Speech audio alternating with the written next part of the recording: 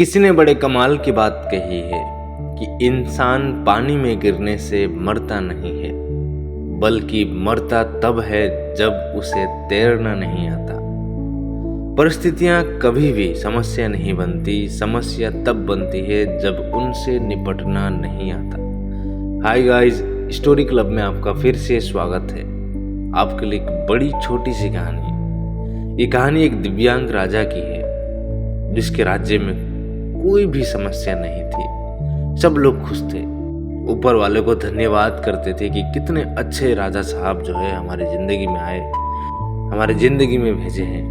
वो राजा दिव्यांग था, उसकी एक आंख नहीं थी और एक पैर नहीं था, लेकिन राजा को इस बात से कोई भी दुख नहीं था। तो हुआ यूं कि एक दिन वो राजा अपने महल की गैलरी में घूम रहा था और पोर्ट्रेट देख रहा था। जो शानदार पेंटिंग्स लगी हुई थी उनको देख रहा था। वो जो शानदार पेंटिंग्स थी वो उसके पूर्वजों की थी, यानी कि उसके दादाजी, उसके पिताजी, उसके पिताजी के पिताजी। राजा घूमते घूमते और पेंटिंग्स को देखते देखते सोच रहा था कि कितने शूरवीर खानदान में मुझे जन्म मिला है।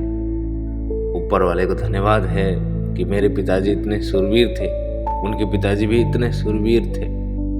वो देखता चला जा रहा था और जब आखिरी पेंटिंग्स को देखा और उसके बाद में खाली जगह को देखा तो चिंता में पड़ गया। उसे मालूम था कि अब यहाँ पर जो पेंटिंग लगेगी वो उसकी लगेगी। इस बात की उसे चिंता नहीं थी कि वो मरने वाला है या वो मर जाएगा, मरना तो सबको है।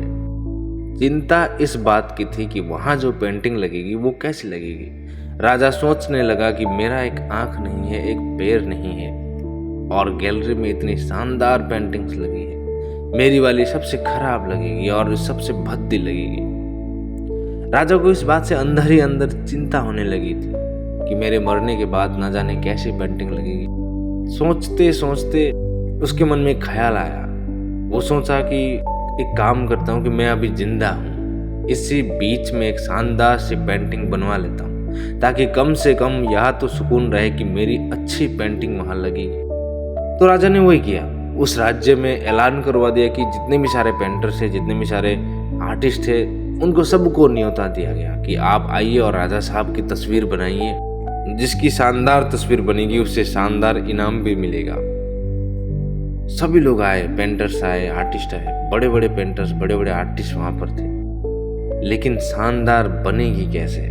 राजा की एक आंख नहीं और एक पैर नहीं है, ऐसे राजा की क्या तस्वीर बनेगी? सारे पेंटर, सारे आर्टिस्ट यही सोच रहे थे कि इनाम की बात छोड़िए, अगर खराब बन गई तो राजा गुस्सा हो जाएंगे और फिर सजा मिलेगी। इसीलिए बड़े बड़े चित्रकार भी आगे नहीं आए, उसमें हाँ नहीं भरी। तभी उसी भीड़ में से एक लड़का जो था वो कहने लगा कि राजा साहब, मैं आपकी पेंटिंग बनाना चाहता हूँ, लेकिन मुझे 24 घंटे का वक्त दीजिए। बड़े बड़े पेंटर्स जो थे वो आश्चर्य में पड़ गए कि ये लड़का क्या चाहता है, मतलब फांसी पर लटकना चाहता है, राजा को गुस्सा दिलाना चाहता है, क्या पेंटिंग बनाएगा?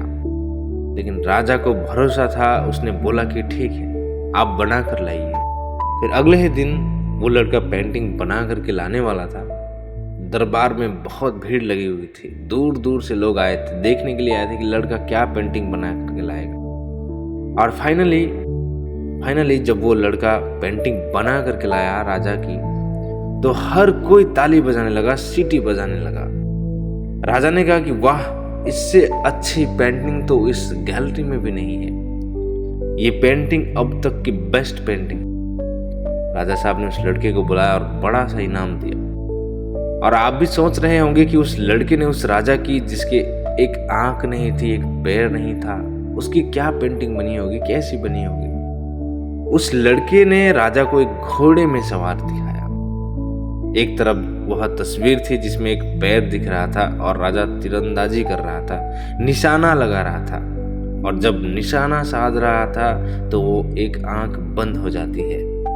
वही खाली आंख बंद थी जो राजा की नहीं थी। इस तरीके से लड़के ने एक आंख बंद कर दी, एक पैर नहीं दिखाया, राजा को घुड़सवार दिखाया और निशानेबाज दिखाया।